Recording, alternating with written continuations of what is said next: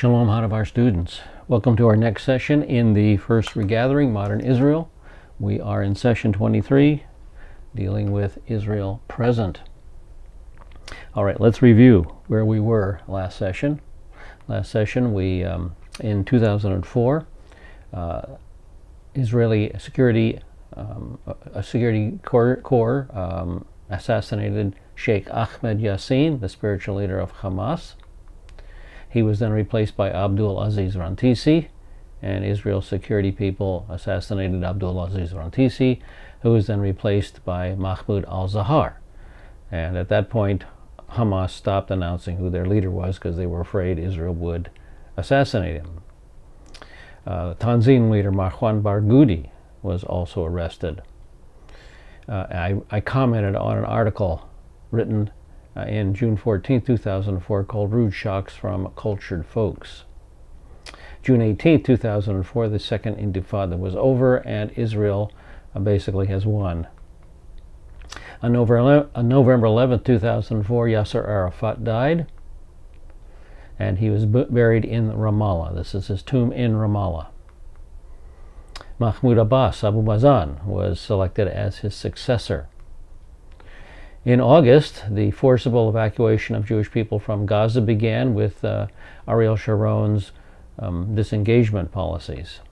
And here's a picture of the forced evacuation from the town of Kfar Darom.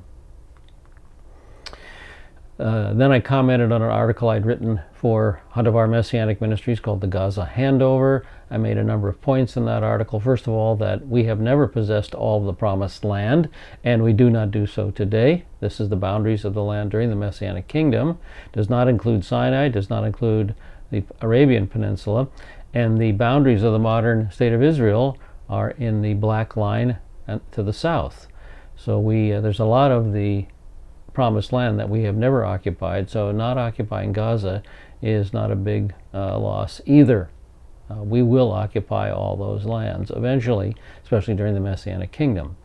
The principle that we are operating under is blessings for obedience and curses for disobedience. The blessing of expansion for obedience. Here is King Saul's kingdom, and then with the man after God's own heart, David, in place, the kingdom expanded to this area. And then the beginning of his reign, Solomon followed the Lord. And so Israel's control of the land extended all the way to the Euphrates.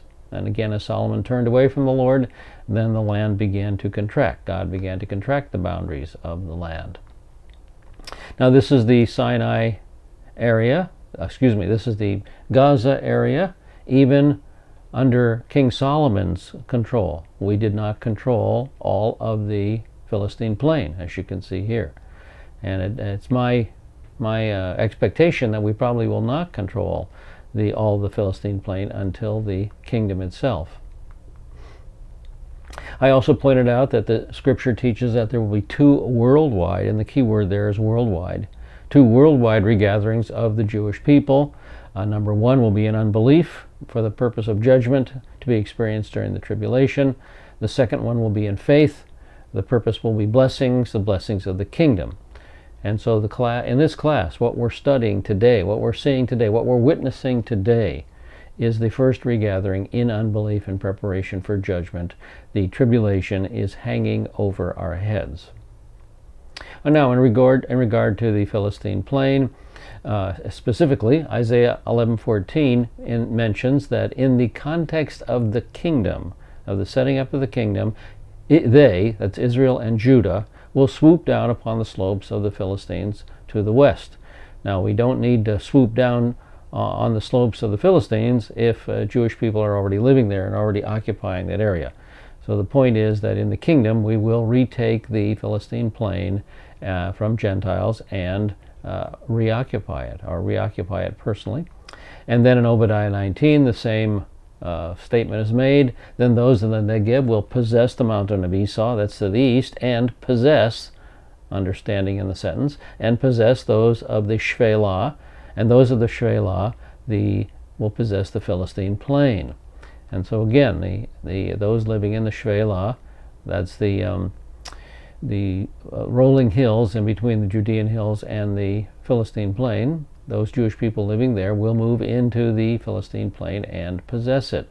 So we will possess the Philistine plain eventually. Any Gentiles living in the Philistine plain is only temporary, because in the kingdom we will permanently possess the Philistine plain. So the Jewish evacuation, the disengagement plan of Ariel Sharon did not bother me at all, because it just seems to me to be consistent with what Scripture is teaching. All right, on November 21st, 2005, Ariel Sharon resigns from the Likud and begins his new political party, the Kadima. On January 4th, 2006, Prime Minister Sharon suffers a severe stroke and falls into a coma. Ehud Olmert is then made the acting Prime Minister. In a Palestinian election, Ismail Haniyeh is elected the Palestinian Prime Minister. Then the Israelis hold their official election, and Ehud Olmert is then elected as the official Prime Minister of the country. Gilad Shalit, a young soldier, is kidnapped down along the Gaza Strip. Up north, Ehud Goldwasser, a soldier, and Eldad Regev, another soldier, are kidnapped along the northern border, and this sparks the Second Lebanon War. In August 25th, 2006, the world learns that Iran is developing nuclear weapons capability, and so Israel begins to prepare for that eventuality. So that brings us to the new material here. We pick it up in 2007, starting in January 17th in 2007. Chief of Staff Dan Halutz and Defense Minister Amir Peretz resign following criticism of their role in the Lebanon War. And this is Chief of Staff Dan Halutz. And then, Defense Minister Amir Peretz. These two men resigned over the Second Lebanon War. January 30th, 2007, Fatah and Hamas reach a ceasefire agreement mediated by Egypt. This came after a series of clashes between the two forces, the forces of Fatah and the forces of Hamas, that led to the death of 32 Palestinians. So both sides welcomed the Saudi initiative to meet in Mecca, and so Hamas and Fatah agreed to share power over the Palestinian Authority based on a vaguely worded agreement. But Hamas officials reiterate that they will never recognize Israel. Total consistency there. They will never recognize Israel. The U.S. and Israel insist that the new government must recognize the right of Israel to exist, disarm terrorist groups, and agree to end the violence. The quartet welcomes the role of Saudi Arabia in reaching an agreement to form a Palestinian unity government, but later affirms that this government must obey international demands to recognize Israel, to renounce violence, and to abide by previous peace agreements. Well, then Ismail Haniyeh and his cabinet resign from the unity government. Haniyeh is then reappointed by Abbas, and he begins the process of forming a new Palestinian unity government. And on March 15, 2007, that Palestinian unity government was formed. June 13, 2007, the Knesset elects Shimon Peres to serve as the 9th president of Israel. And of course, we are familiar with Shimon Peres. Here's Shimon Peres, and he does this. He's elected as the 9th president after Moshe Katsav, this is Moshe Katsav, resigns amid impending charges of sexual harassment of female subordinates. June 15, 2007. Hamas forces attack Fatah in Gaza and drive them out of the Gaza Strip in brutal attacks. In response, Mahmoud Abbas dissolves the unity government, but Prime Minister Haniyeh insists that the government is still in power. Only we're the ones controlling it. See, this is nothing but an attempted military coup by Hamas against Fatah. All it did was chase Fatah out of the Gaza Strip, which left Hamas in charge of the Gaza Strip. A summit at Sharm el-Sheikh, attended by Egypt, Jordan, and various Palestinians, pledges support to the Abbas government, but Egypt calls for reunification with Hamas. President Abbas then forms a new Palestinian emergency cabinet to replace the unity government, which he dissolved after Hamas took control of the Gaza Strip.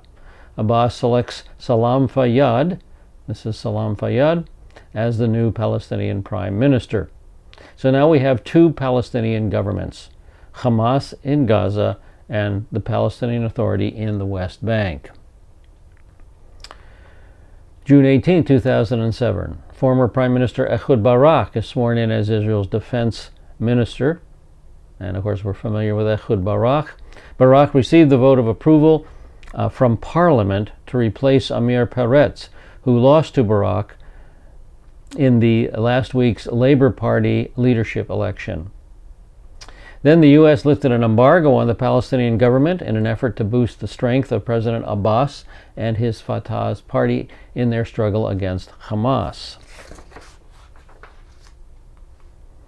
July 15, 2007, Israelite priests hold the first gathering since the Temple era. Jews belonging to the tribe of Levi, particularly the Cohen clan, came together for a mass gathering in Jerusalem. It was the first large-scale gathering of the biblically mandated Israelite priests since the time of the Second Temple. The gathering included lectures and seminars on the history and future of the Temple, and culminated with all the participants declaring the priestly blessing over Israel from the Western Wall. Now, genetic research over the past several years has succeeded in isolating a particular DNA signature shared by all members of the tribe of Levi. This makes the reinstitution of Israel's priestly caste a relatively simple endeavor once the temple is rebuilt. So there's a lot of interest in rebuilding the temple. It's usually called the Third Temple, Herod's temple being the Second Temple, and of course Solomon's temple being the First Temple. But there are other groups very interested in the rebuilding of the temple as well. One of those groups is the Temple Institute in Jerusalem. When you visit the Temple Institute in Jerusalem, you will see display cases holding various items. And those items in the display cases are not museum items. They are the actual items that the Temple Institute expects, or desires at least, to be functioning in the Third Temple. For example, here you see the high priest's garments. Now, the man who is designated as the high priest will wear those garments when he officiates as the high priest in the temple. And on the right, you see the incense altar in that display case. And again, that's not a museum piece. The Temple Institute expects that altar to be placed in the holy place and the incense offering to be made upon it. Now, here is a harp to be played by a Levitical musician as part of the Levitical choir in the Third Temple. And here's a small mizrach. The mizrach collected the blood from the sacrifice and was used to take the blood to the altar and dash it against the sides of the altar. So that mizrach will be used in the sacrificial service of the Third Temple. And here's the golden table of showbread according to the rabbinic understanding of what it should look like. And again, this table, they expect to place this table in the holy place of the Third Temple.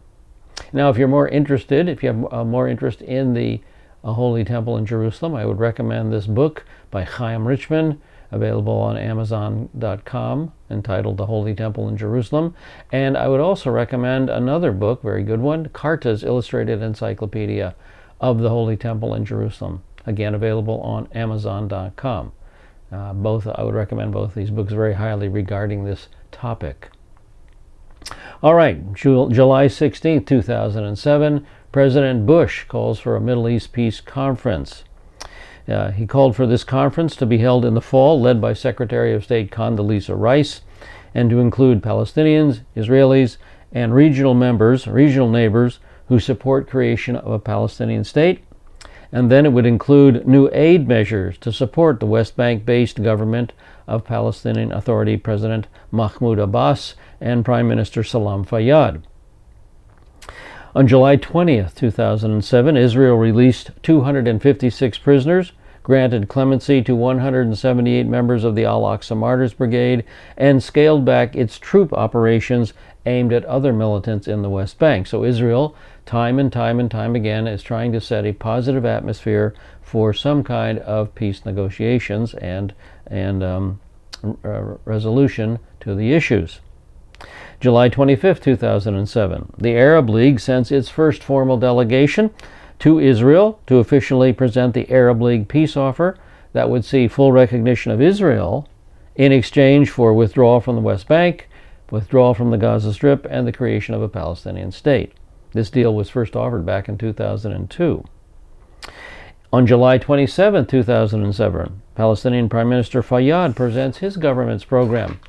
It seeks to establish a Palestinian state on all the lands occupied by Israel in 1967, with Jerusalem as its capital, and it also included comments about a just solution for Palestinian refugees. So things were looking very, very hopeful back in 2007 for some kind of a peace agreement. All right, let's move now from July to September 2007 in Operation Orchard. Operation Orchard was an Israeli airstrike on a nuclear reactor in the Deir ez-Zor region of Syria, carried out just after midnight on September 6, 2007. The White House and the Central Intelligence Agency later confirmed that American intelligence had also indicated that the site was a nuclear facility with a military purpose. Syria denies this. According to news reports, the raid was carried out by the Israeli Air Force 69th Squadron using F-15Is, F-16Is, and electronic aircraft. As many as 8 aircraft participated, and at least 4 of these crossed into Syrian airspace. The fighters were equipped with AGM-65 Maverick missiles, 500-pound bombs, and external fuel tanks for extended range. One report stated that a team of elite Israeli Shaldog Special Forces commandos arrived at the site the day before so they could highlight the target with laser designators. A later report identified Sayeret Matkal Special Forces commanders as being involved. But whoever was involved and exactly how they did it, it was successful. Now this slide is a summation, an overview of Operation Orchard. On the right, we see the route that the aircraft took to get to the nuclear reactor site. And then in the middle of the picture, here is the target, the suspected target right here. So let's look at a close-up of the route that the aircraft took for Operation Orchard. We begin in Step 1. Step 1 is in Israel. Around 11 p.m., 10 Israeli F-15I fighters from the Israeli Air Force's 69th Squadron took off from Ramat David Air Base, southeast of Haifa, for a supposed emergency exercise and fly out into the Mediterranean. So now we're out over the Mediterranean in Step 2. Step 2. 3 aircraft are ordered back. I would suppose that this would be to keep the subterfuge going, that the aircraft were flying on a totally different mission just out over the Mediterranean and then back. I would suspect that would be the reason why these aircraft were turned back as kind of as decoys to put the Syrians at ease. Well, then we move to the third step, which is entering the Syrian border, Syrian airspace. The remaining 7 change course and head for the Syrian border. There they deactivate a Syrian radar station near Tal al-Abuad using later guided precision weapons and electronic jamming signals. And so now we move to the 4th stage of Operation Orchard.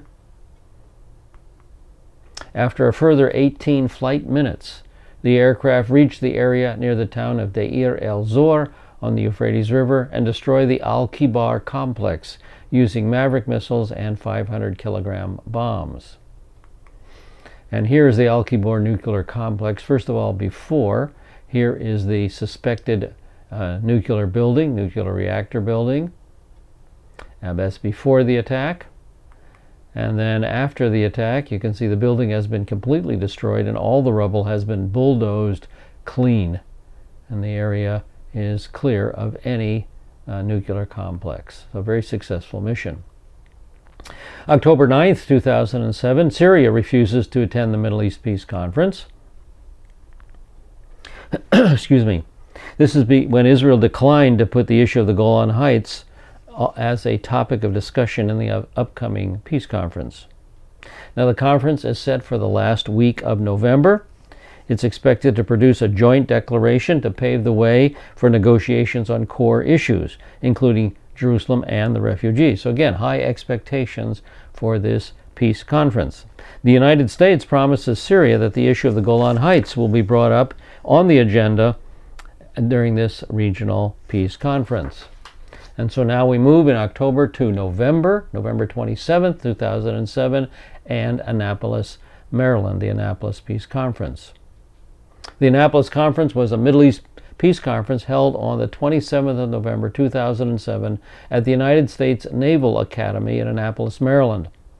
The conference aimed to revive the Israeli-Palestinian peace process and implement the roadmap for peace. The conference ended with the issuing of a joint statement from all parties. After the Annapolis Conference, negotiations were continued. A joint understanding, read by U.S. President George Bush, stated that in furtherance of the goal of two states, Israel and Palestine, living side by side in peace and security, the parties agreed to, quote, immediately launch good faith bilateral negotiations in order to conclude a peace treaty, resolve all outstanding issues, including all core issues without exception, as specified in previous agreements. High-sounding words, and this is now, I'm recording this in 2019, and none of this has been accomplished. A steering committee would meet from the 12th of December 2007, followed by bi-weekly negotiations between President Abbas and Prime Minister Olmert. The parties also committed to immediately implement their respective obligations under the Roadmap for Peace and continue the implementation of it, the roadmap, until they reach a peace treaty, which was to be concluded before the end of 2008. And here is the participants in the peace conference: Olmert on the left, Bush in the middle, and Abbas in the center. So this was to be concluded by the end of 2008, and it got nowhere. And so we move into 2008, and the terror against Israel simply continues. January 3rd, 2008, Palestinian militants fire a Katyusha rocket from Gaza. It had a longer range than usual, traveling from Gaza into northern Ashkelon. January 17th, 2008, in an effort to pressure Hamas to stop rocket fire at Israel, Defense Minister Ehud Barak orders the closing of border crossings from Israel into Gaza.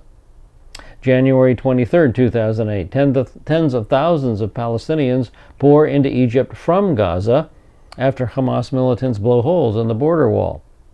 January 4, 2008. It's been a busy January, isn't it? Approximately 700 Palestinian security forces go to Jordan to begin U.S. training for the new police force that would eventually be 50,000 strong. 50,000 men in a police force. That doesn't sound like a police force to me. It sounds like an army. February 3rd, 2008.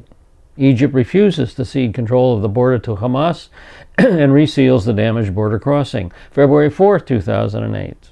Hamas military wing carries out a suicide bombing in the Israeli town of Dimona, killing 1 and injuring 23. February 12th, 2008, Hezbollah terror chief Imad Mugniya is assassinated in Damascus. So this is the Hezbollah terror chief. The Hezbollah, of course, is located along the northern border with Lebanon, harassing Israel. March 20th, 2008, Ami Oritz is injured and Messianic Jews are harassed. On March 28th, 2008, 15-year-old Ami Oritz stayed home from school. And here's a picture of Ami to the left, his mother Leah in the middle, and his father David on the right. It was Purim, a Jewish festival in which holiday baskets are sent to friends and acquaintances to commemorate the Jews' thwarting of Haman's evil plot, as recorded in the book of Esther. To Ami's delight, someone left a holiday package on the Oritz family doorstep. When the young Ami opened the package, it exploded in his face, filled his body with hundreds of pieces of shrapnel, and left him in critical condition. Here is the Ma'ariv newspaper article covering what happened to Ami. Ami's father, David, is a pastor of a Messianic community in the town of Ariel. So apparently, this was not an attempt to injure a 15-year-old boy, but rather an attempt to murder a minister of the gospel in Israel. Since then, 2 churches in Jerusalem were attacked by arsonists and burned. A pastor's car in Beit Shan was firebombed. A Messianic baker's business was denied the kashrut license only because the baker is a Messianic believer. Jobs have been lost, visas and citizenship denied because of faith in Yeshua. Flyers showing pictures of Messianic leaders and congregational members have been circulated in every major city and many smaller settlements in Israel. These flyers contain a message to the public to be aware of the missionaries who are trying to steal the souls of Jews and who masquerade as Jews but are not. Names and addresses have been published under the pictures, which is against the law. In Ariel, the flyers were posted on every bus stop from Tel Aviv to Ariel, a distance of 45 kilometers. Now, we don't know if the perpetrators of the bombing in the Oretz home were the ones who published the flyers. That's unknown. But at the very least, the flyers incited and helped them to identify the family and their addresses. Press and media coverage has continued extensively in the Ami Oritz case. On May of 2009, the FBI officially became involved in the case because David and Leah are dual American and Israeli citizens. Their help with the Shin Bet moved the investigation forward quickly until Jack Title was arrested on June 7, 2009. Apparently, Jack Title was the perpetrator of this bombing. He was tried and jailed. April 6, 2008, a Jewish group to slaughter the lamb in a Passover sacrifice rehearsal. The temple is not up, and so the actual Passover sacrifice cannot be performed. And so this is considered a rehearsal for that ceremony. A Bible-inherent Jewish group ritually slaughtered a young lamb in what is called a rehearsal for the renewal of the Passover sacrifice once the Jerusalem temple is rebuilt. Now here is the Passover sacrifice being reenacted by Jewish priests in training. These are members of the tribe of Levi, and they expect to serve in the temple when the third temple is rebuilt. So they're training for the sacrificial system. Now the temple movement won approval to carry out the practice sacrifice from Israel's high court after animal rights groups asserted that the lamb would be put through inhumane suffering. And here's the little lamb on the right there on the bottom of the picture being prepared for the sacrifice. In its legal response, the temple movement explained that the slaughter would be carried out according to biblical standards, which is the same method used to slaughter lambs at kosher slaughterhouses around the country. So a minimum amount of suffering. The sacrifice and accompanying religious ceremonies were performed at a prominent yeshiva overlooking Jerusalem's Temple Mount. The Temple Mount is still occupied by several Muslim shrines. April 9, 2008. Terrorism continues into 2008. Palestinian gunmen killed 2 Israeli civilian employees at the Nachal Oz fuel depot, which pumps fuel into Gaza. April 16, 2008. Hamas ambushes and kills 3 Israeli soldiers in the Gaza Strip and fires more than 20 rockets into southern Israel. April 19, 2008. A suicide bombing and mortar ambush carried out by Hamas's military wing at the Karem Shalom crossing injures 13 Israeli soldiers. Israel retaliates with airstrikes, killing 7 Hamas militants. April 25, 2008. 5 Palestinian groups claim responsibility for killing 2 Israeli security guards in Tulkarem in the West Bank. And so it never lets up. July 8, 2008, 2 Jewish priests fitted for service in the future Jerusalem temple. Confident that Israel's temple to the Almighty will be rebuilt atop Jerusalem's Temple Mount in the very near future, the Temple Institute this month began fitting Jews from the priestly caste of Levi for their holy garments. The Bible describes a very specific set of garments to be worn by members of the priestly tribe when they're serving in the temple. And here's a photograph of this Levite being measured for his Levitical garments. The month's fitting was the first time since the destruction of the Second Temple over 2,000 years ago that potential Jewish priests were measured for such garments. Following the fitting, each potential future priest was presented with a set of garments matching the biblical description.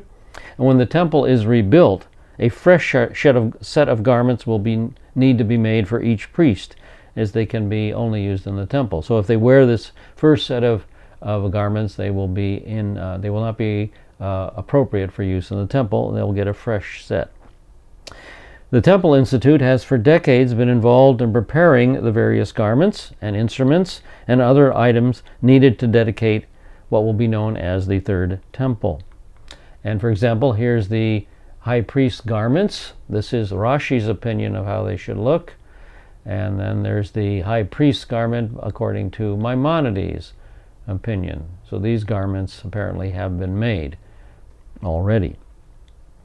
Most Jews and Christians believe the Third Temple will be built atop the Temple Mount, today occupied by an Islamic mosque and an Islamic shrine. The Temple Mount the Third Temple will be built with the coming of the Messiah and the establishment of his direct reign on earth. And so here is the Temple Mount today. This is the way it looks today. This is the Dome of the Rock, the Islamic shrine, sitting probably exactly where the temple should sit. More than likely, that's the location of the temple. To the south is the Al-Aqsa Mosque, which is the actual mosque on the Temple Mount proper. And here is a picture of the Third Temple superimposed over modern Jerusalem. Might looks like something like that. Here's another version of that same idea, the Third Temple surrounded by modern Jerusalem. And some think that the Third Temple will be built to the north of the Dome of the Rock. They feel that there's room to do it there and that's where it would be constructed, leaving the Dome of the Rock in place, keeping the Muslims happy. So that's another opinion regarding the Third Temple. All right, July 27, 2008, new Israeli regulations would cripple Christian ministries. Israel's Ministry of the Interior has decided to reinstate an old regulation that is threatening to cripple, if not shut down, several Christian ministries by limiting the time volunteers can spend serving in Israel, some 27 months. The ruling was as sudden as it was drastic. The effects began to be felt earlier in July, when 3 volunteers from Christian Friends for Israel, assuming their visas would be renewed by the Interior Ministry under the previous 5-year agreement, were instead told they had 2 weeks to pack up and leave the country. September 23, 2008, Mahmoud Ahmadinejad speaks at the UN. He's the Iranian president. In an address to the United Nations General Assembly on the 23rd of September 2008, Ahmadinejad stated that Zionists are criminals and murderers. They're acquisitive, deceitful, and dominate global finance despite their minuscule number. This man is an anti-Semite to the core and is just spouting anti-Semite lies that have been floating around for many, many years. May I ask, if we in the Jewish community are so dominant in everything, how come we can't even set up our own state in peace in the Middle East? Nobody asks that question. The Jews are so dominant, how come they don't rule the world? How come? Well, that's because they're a shadow state in the background, ruling everything through influence. That's the anti-Semitic tropes professed by Iran and Mahmoud Ahmadinejad and many other organizations and people around the world. He further stated that it is deeply disastrous to witness that some presidential nominees have to visit these people, the Zionists, take part in their gatherings and swear their allegiance and commitment to their interests in order to win financial and media support. See, the Jews control all the finance and all the media. We're sure doing a rotten job if that's true, I would think. These nations are spending their dignity and resources on the crimes and threats of the Zionist network against their will. Ahmadinejad stated that the Zionist regime was on a path to collapse and that the underhanded actions of the Zionists was among the causes for the recent unrest in the former Soviet Republic of Georgia. In a subsequent interview with the Los Angeles Times, Ahmadinejad stated that the Zionist regime resembles an airplane that has lost its engine and is kind of going down. And no one can help it, he said. This will benefit everyone. Well, the Zionist regime has not gone down yet. It will go down during the tribulation period, and then it will be revived for the Messianic kingdom. So much for Mahmoud Ahmadinejad.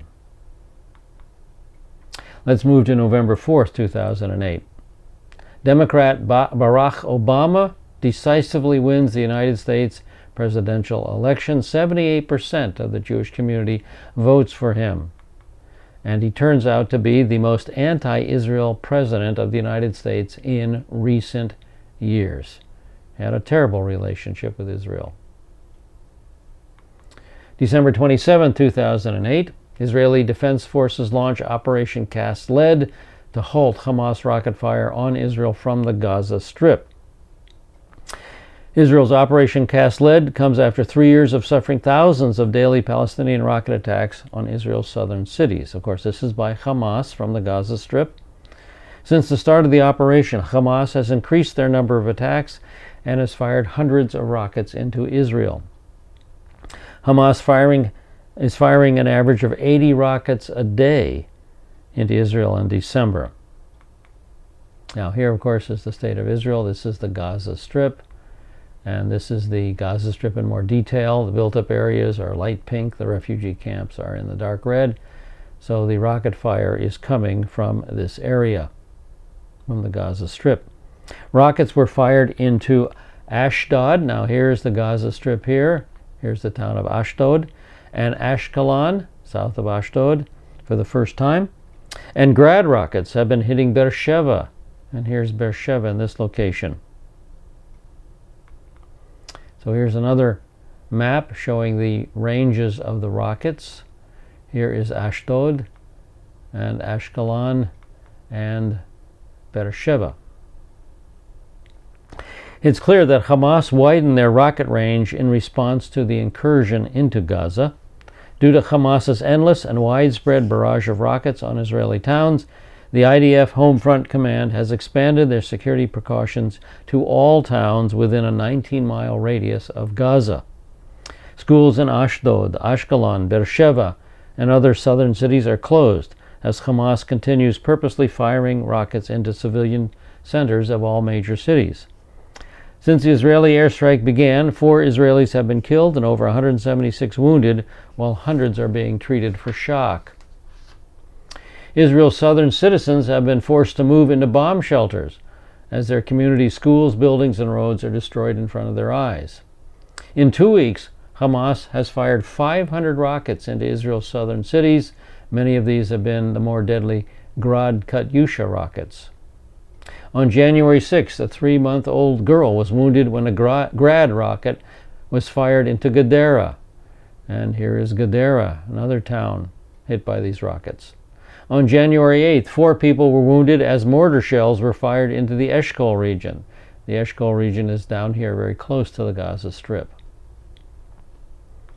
Now, the population that is affected by these rocket attacks is over 800,000 people. Almost 1 million people are coming under these rocket attacks. Now here is a map of the warning time you have when the time a rocket is fired from the Gaza Strip until it lands in various areas. The green area, you have 15 seconds warning when you know the rocket is coming. In the blue area, you have 30 seconds warning that the rocket is on its way. In the purple area, you have 45 seconds warning. And in the brown area, you have 1 minute's warning. So not a lot of time, not a lot of time. On Thursday morning, January 8th, Palestinian terrorists fired multiple rockets into Nahariya, an Israeli city on the northern border of Lebanon. So now we move from the Gaza Strip north up into the Galilee. Here is the northern Israel. This is Nahariya on the coast.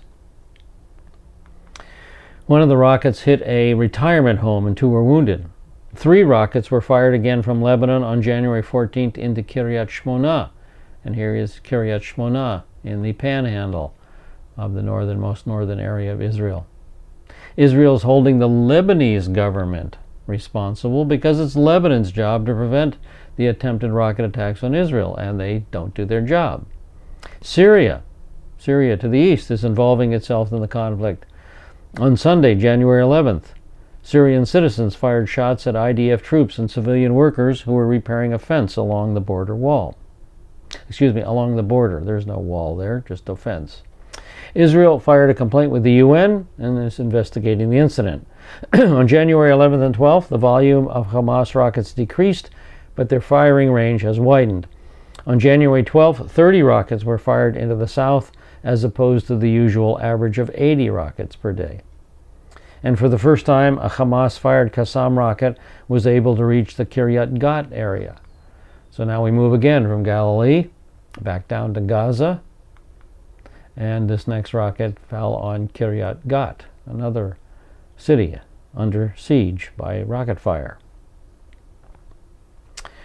The Gaza War, also known as Operation Cast Lead, was a 3-week armed conflict in the Gaza Strip between Israel and Palestinian militants that began on the 27th of December 2008 and ended on the 18th of January 2009 with a unilateral ceasefire.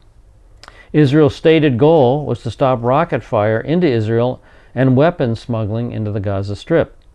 After the beginning of the conflict, Palestinian groups continued firing rockets in response to what they characterized as massacres. Israeli forces had attacked police stations, military targets, including weapons caches and suspected rocket-firing teams, as well as political and administrative institutions in the opening assault. They struck in the densely populated cities of Gaza, which is in the north of the Gaza Strip, Khan Yunis in the south, and Rafah in the far south on the Egyptian border. An Israeli ground invasion began on January 3rd. Infantry commanders were given an unprecedented level of access to coordinate air, naval, artillery, intelligence, and combat engineering units during the second phase. Various new technologies and hardware were also introduced. On January 5th, the IDF began operating in the densely populated urban centers of Gaza. During the last week of the offensive, Israel mostly hit targets that had been damaged before and struck Palestinian rocket launching units.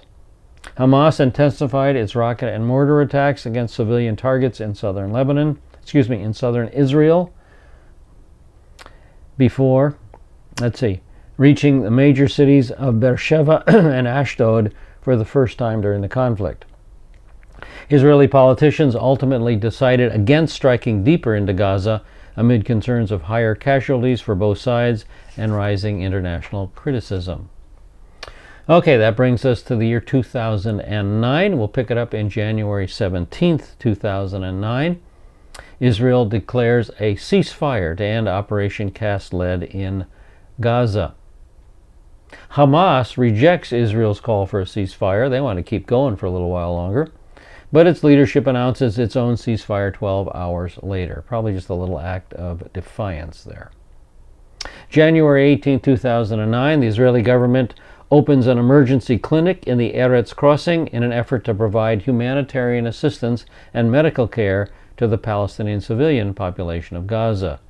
So Israel is not interested in hurting the civilians, just stopping the military attacks against the country.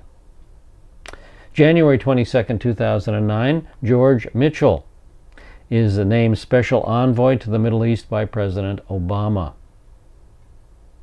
January 27, 2009, Arab-Palestinian militants donate a bomb at the Kisufim crossing Here is the Gaza Strip, and this is the Kisufim crossing, killing 1 Israeli soldier and wounding 3. March 5th, 2009.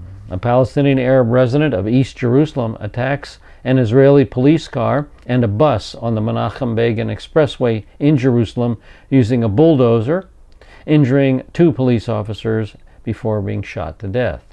And here is that terrorist attack in Jerusalem. You can see the bus that was turned over by that huge bulldozer.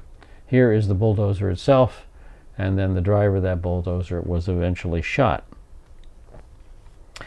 March 31st, 2009. Benjamin Netanyahu is sworn in as Israeli Prime Minister and head of the new coalition government. And here is Prime Minister Benjamin Netanyahu. April 3rd, 2009. The United Nations establishes a fact-finding mission on the Gaza war, headed by Richard Goldstone. He's the leader of the UN fact-finding mission on the Gaza war. He's an international jurist from South Africa. June 4th, 2009. President Obama calls for a new beginning between the United States and Muslims in an historic speech in Cairo. Relations between the Obama administration and Israel begin to sour. June 14th, 2009. Prime Minister Netanyahu's speech at the Begin Sadat Center. For the first time, Netanyahu endorses the principle of a Palestinian state alongside of Israel. September 15, 2009, the Goldstone report is issued. Goldstone releases his report accusing both Israel and Hamas of war crimes and possible crimes against humanity during the Gaza war. On November 3rd, 2009, the U.S. House of Representatives overwhelmingly passes a resolution denouncing the Goldstone report as irredeemably biased and unworthy of future consideration or legitimacy. November 25, 2009, Prime Minister Netanyahu announces that Israel will impose a 10-month freeze on construction in the West Bank settlements in a bid to restart stalled peace talks with the Palestinians. So the Annapolis conference had gone nowhere, and again Israel is trying to set a positive atmosphere for some sort of progress. December 24, 2009, Rabbi Meir Avshalom of Shavei Shomron is killed in a drive-by shooting near his home, and so the terror continues. So that moves us now to 2010. We pick it up on March 15th. Excuse me, let me back up a few months here. We'll start in February 10th, 2010 with the Tupuach Junction stabbing. A Palestinian Authority police officer stabs an Israeli soldier to death. Then on February 24th, 2010, the murder of Netta Sorek. An Israeli woman is stabbed to death by Palestinian terrorists. And now we come up to March 15th, 2010, and the rebuilt Hurva Synagogue is dedicated. The Hurva Synagogue, the ruined synagogue, also known as Hurvat Rabbi Yehuda Chechasid, the ruin of Rabbi Judah the Pious, is an historic synagogue located in the Jewish quarter of the Old City of Jerusalem. The synagogue was founded in the early 18th century by followers of Judah Chechasid, but was destroyed by Muslims a few years later in 1721. The plot lay in ruins for over 140 years and became known as the Ruin, the Hurva. In 1864, the Perushim, an ascetic sect, rebuilt the synagogue, and although officially named the Beit Yaakov Synagogue, it retained its name as the Hurva. And here is the Hurva Synagogue in 1898, and then is the northern facade in around 1930, and this is the eastern facade around 1930. It became Jerusalem's main Ashkenazi synagogue until it too was deliberately destroyed after withdrawal of Israeli forces by the Arab League during the 1948 Arab-Israeli War. After Israel captured East Jerusalem from Jordan in 1967, a number of plans were submitted for the design of a new building. After deliberation and indecision, a commemorative arch was erected instead at the site in 1977, itself becoming a prominent landmark in the Jewish community, in the Jewish quarter. And here is that commemorative arch. And I personally have never been in or seen the Herva synagogue, but I have walked in that area when the commemorative arch was in place during a number of my visits to Israel. The plan to rebuild the synagogue in its 19th century style received approval by the Israeli government in 2000, and the newly rebuilt synagogue was dedicated on March 15, 2010. And here's the new Herva synagogue, a gorgeous building, a very beautiful building, and on the outside as well as on the inside. Again, here's the Herva synagogue on the inside. The company involved with its reconstruction believes that restoring the synagogue to its former glory will once again allow it to serve as a center of world Jewry. May 31st, 2010, the Gaza flotilla raid. On the morning of May 31st, 2010, IDF naval forces intercepted 6 ships attempting to break the naval blockade of the Gaza Strip. And here's a map of the incident. The ships left from Cyprus to be intercepted by the IDF Navy out in the Mediterranean Sea. After numerous warnings issued by Israel prior to the action, the Navy requested for the ships to redirect toward Ashdod, where they could unload their material, which would be transferred via land crossing to Gaza after undergoing proper security inspections. This was supposedly humanitarian material. And Israel is saying, I'm sorry, we won't let you drop it off directly into Gaza. We want you to drop it off in Ashdod. We'll just examine it to make sure it is humanitarian material, and then we'll send it on into Gaza. And they did not want to go through that procedure. This is the MV Mavi Marmara. This was the major ship, the biggest ship involved in the flotilla.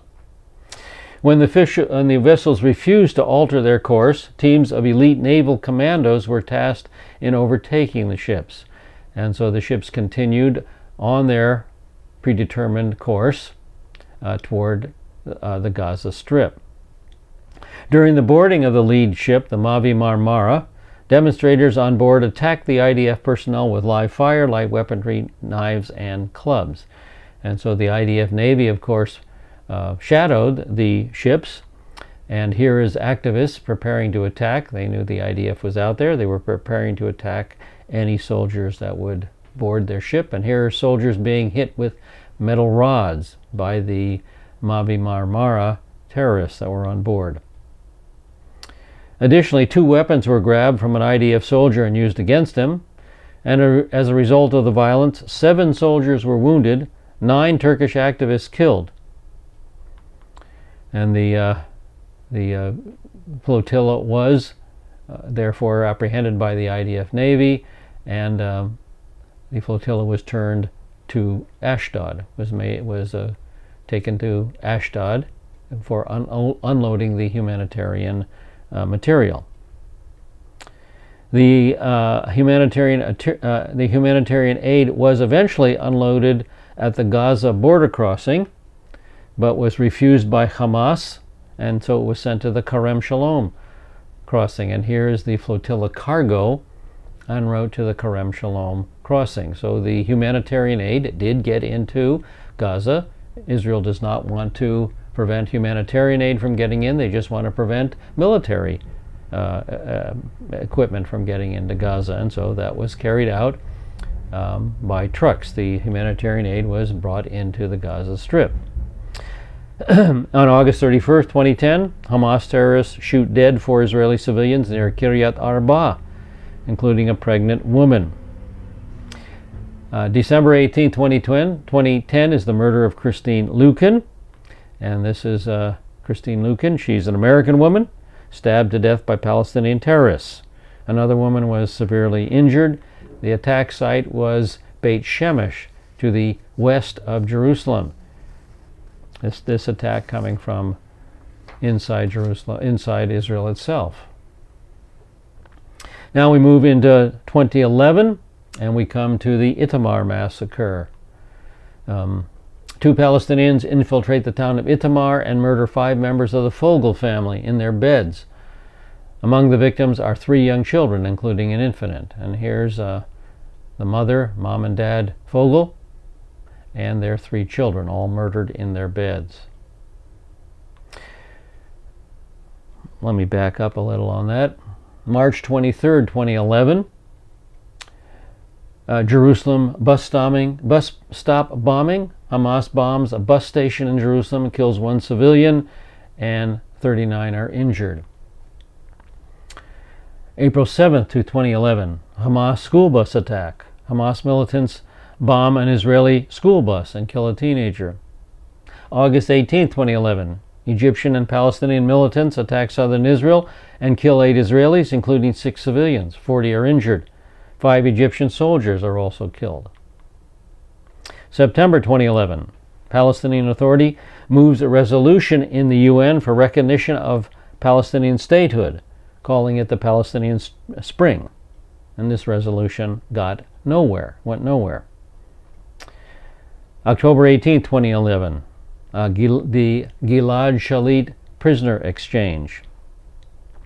The Gilad Shalit prisoner exchange followed an agreement between Israel and Hamas to release Israeli soldier Gilad Shalit in exchange for 1,027 prisoners. That's correct, 1,027 prisoners, mainly Palestinians and Arab Israelis, although among the prisoners there was also a Ukrainian prisoner, a Jordanian prisoner, and a Syrian prisoner. And here's the cartoon of the incident. Here is the Palestinian prisoners being released, and this one fellow in the center is kind of down in the mouth. Why? Because he said, I did the math. I'm worth 70 grams of an Israeli soldier.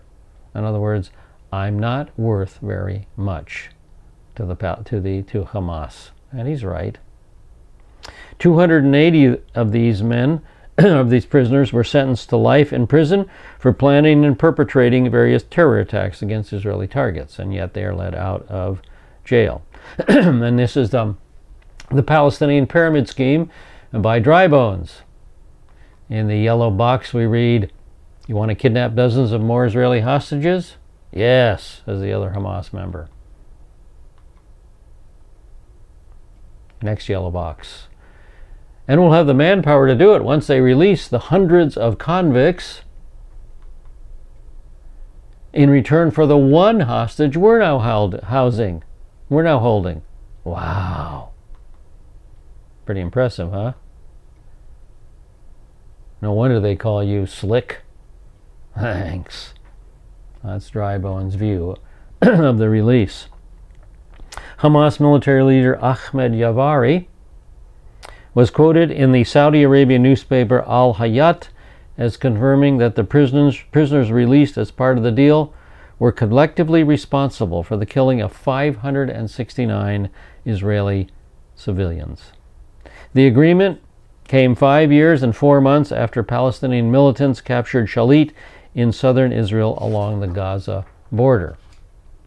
Now, the deal, brokered by German and Egyptian mediators and coordinated by Gerhard Conrad, was signed in Egypt on the 11th of October 2011.